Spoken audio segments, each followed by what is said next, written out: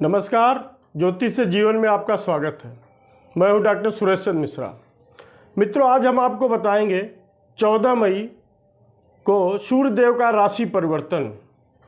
14 मई को सूर्यदेव राशि परिवर्तन करके वृष राशि में जा रहे हैं।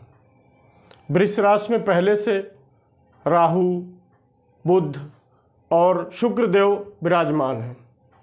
तो मित्रों, 3 ग्रहों के साथ सूर्यदेव का यह युति कैसी रहेगी? सब मिला के 4 ग्रह, जिसमें 2 मित्र 2 शत्रु। तो ऐसी कंडीशन में सूर्यदेव क्या लाभ देंगे? मूलतः हम आपको आज सूर्यदेव के प्रभाव को ही बताएंगे। टोटल रेमेडीज, टोटल व्यवस्थाएं नहीं बताएंगे, क्योंकि अन्य 4 ग्रहों से लेके पूरे कुंडली में क्या प्रभाव होगा यह बाद में बताएंगे। या आप इसको व्यक्तिगत तरीके से जानना चाहते हैं तो आप पूछ सकते हैं। मित्रों, सूर्यदेव ग्रहों में राजा है और उनका प्रभाव हर ग्रह पे पड़ता है। अब इसी क्रम में सूर्यदेव जब राहु के साथ आए तो ग्रहण दोष बन गया।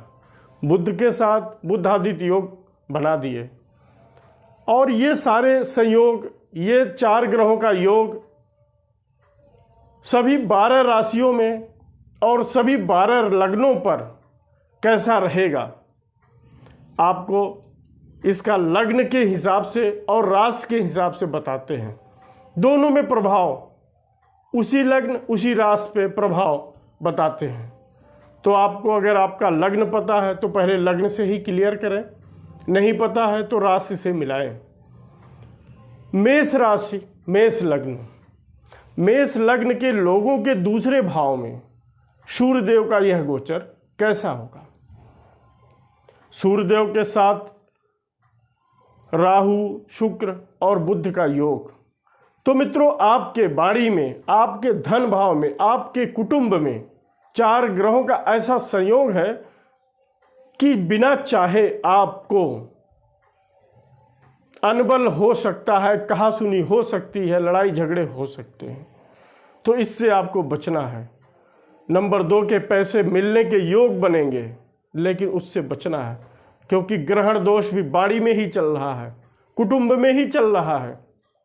यदि आपने अनर्गल पैसे इस 1 माह में कमाई, 14 मई से 15 जून के बीच, तो कुटुंब का, परिवार का कोई न कोई सदस्य अनावश्यक परेशानियों में आ जाएगा। तो ऐसे में आपको बचना है। किससे बचना है? बाड़ी से। संयम रखना है, परिवार के लोगों से कहासुनी नहीं करनी है। अनावश्यक धन की प्राप्ति का संयोग होते हुए भी नहीं लेना है। दूसरे नंबर पर वृष लग्न, वृष राशि, आपके ही लग्न में, आपके ही राशि में यह संयोग बढ़िया योग है। स्वग्रही शुक्र का अपना राजयोग, बुध उनका सपोर्ट कर रहे हैं और राहु टोटल व्यवस्थाओं को बढ़ा रहे हैं। लेकिन सबका शत्रु और इस लग्न राशि का शत्रु सूर्यदेव भी वहीं पर विद्यमान है। तो ऐसी स्थितियों में आपके अंदर क्रूरता थोड़ी, लेकिन स्वभाव में उग्रता, एग्रेसिव और अहंकार दिखेगा। इन चीज़ों से बचना है। आपके कार्य क्षेत्र में वृद्धि के कारण, पोजीशन में वृद्धि के कारण, स्टेटस में बढ़ोतरी के कारण आपका भाग दौड़ बढ़ेगा। आपका जो कमांडिंग पावर है वो बढ़ेगा। आपका नेतृत्व प्रभाव में आएगा। लेकिन उसके साथ आपको अहंकार से बचना है, अनावश्यक के विवादों से बचना है। हाँ, इस व्यवस्था में सब कुछ अच्छा निकल जाए, इसके लिए आप सूर्यदेव का नृत्य पथ, सूर्यदेव की व्यवस्थाओं को अच्छा करते रहें। कैसे? सुबह सूर्य में सूर्य प्रणाम करें, सूर्यदेव को अर्घ्य दें, सूर्य के मंत्र का जप करें और सूर्य के वस्तुओं को दान करें। जो हो सकता है, परिस्थितियाँ अच्छी नहीं है, माहौल ठीक नहीं है, जो हो सकता है वो करें। तो सबसे उत्तम व्यवस्था है सूर्य की शुभता के लिए आप प्रतिदिन सुबह सूर्य के बीज मंत्रों का जप करें। बात करते हैं तीसरी राशि, तीसरा लग्न मिथुन। मिथुन के लिए तो यह बात मानना पड़ेगा कि आपके व्यय भाव में ऐसा संयोग बन रहा है और अच्छा नहीं है। स्वास्थ्य को लेके ठीक नहीं है। आप अपने पिता के, अपने परिजन के स्वास्थ्य पे नज़र रखें। अचानक से उन्हें बैकबोन की समस्या होती है, आपके बाएं आँख की प्रॉब्लम बढ़ती है या किसी भी तरीके से आँखों में दिक्कत आती है, तो आप सूर्यदेव के उपाय कराएं। डॉक्टर से पहले संपर्क करें, फिर सूर्य का उपाय कराएं। आपके खर्च बढ़ सकते हैं। तो इन सब चीज़ों से बचने के लिए सूर्य का उपाय करना है और मुझे आप फॉलो करें। तो सबसे पहले आप सूर्य का उपाय कर दें। तो सूर्य के मंत्र का जप करें, सूर्यदेव को प्रणाम करें और प्रतिदिन सूर्य के अच्छा करने के लिए पिता की सेवा करें। यही सबसे बड़ा उपाय है। पिता के समान अन्य लोगों की भी सेवा करना लाभप्रद है। बात कर्क की करते हैं तो कर्क राशि के लोगों के लाभ भाव में यह संयोग बनेगा। कर्क राशि के साथ कर्क लग्न, आपके लाभ भाव में ऐसा संयोग आपको लाभ दिलाएगा। कैसा लाभ दिलाएगा? कार्य से जुड़ा हुआ, कार्य क्षेत्र से जुड़ा हुआ धन लाभ, भाई बहनों से लाभ और अन्य बड़े बुजुर्गों से लाभ दिलाएगा। यदि आप मेडिसिन से जुड़े हैं तो आपको विशेष लाभ कराएगा। तो कर्क लग्न, कर्क राशि के लोगों को यह विशेष लाभ दे रहा है। बात सिंह की करते हैं। सिंह लग्न के लोग, सिंह राशि के लोग, आप जो भी आपका है, आपके कर्म क्षेत्र में ऐसे प्रभाव विशेष रूप से आपके पोजीशन को बढ़ाएंगे, आपके कार्य क्षमता को बढ़ा देंगे। और सबसे बड़ी बात है कि कार्य क्षेत्र की व्यवस्था में आप जो मेहनत करेंगे, कर सकेंगे, उसका प्रभाव जितना करेंगे उससे ज़्यादा दिखेगा। तो आपका अच्छा दिन है, आपको लाभ मिलेगा। लेकिन मित्रों, गैर कानूनी कार्यों में मत लगिएगा, वरना ये सूर्यदेव राजा के समान प्रतिनिधि देने वाले हैं और आपको फिर छोड़ेंगे नहीं। तो आपके कार्य क्षेत्र में वृद्धि होगी, सामाजिक और कार्य क्षेत्र में आर्थिक रूप से लाभ मिलेगा, लेकिन गैर कानूनी कार्यों से बचना है। बात अगली राशि सिंह के बाद कन्या की। और कन्या लग्न, कन्या राशि, दोनों तरीके से आप देखें। यदि आपका कन्या लग्न है तो आपके भाग्य भाव में सूर्य नारायण अपने प्रभाव को अन्य 3 ग्रहों के साथ कैसा दे रहे हैं, इससे क्या हो रहा है? आपके भाग्य भाव में ऐसी स्थिति है तो आपके भाग्य में वृद्धि होगी, निश्चित रूप से लाभ होगा। भाग्य में वृद्धि कहाँ कहाँ से होगा? विदेशों से, यदि आपका कोई कारोबारी विदेश से संपर्क रखता है तो वहाँ से होगा। आपके पराक्रम से, आपके किए हुए कार्यों से आपको लाभ होगा।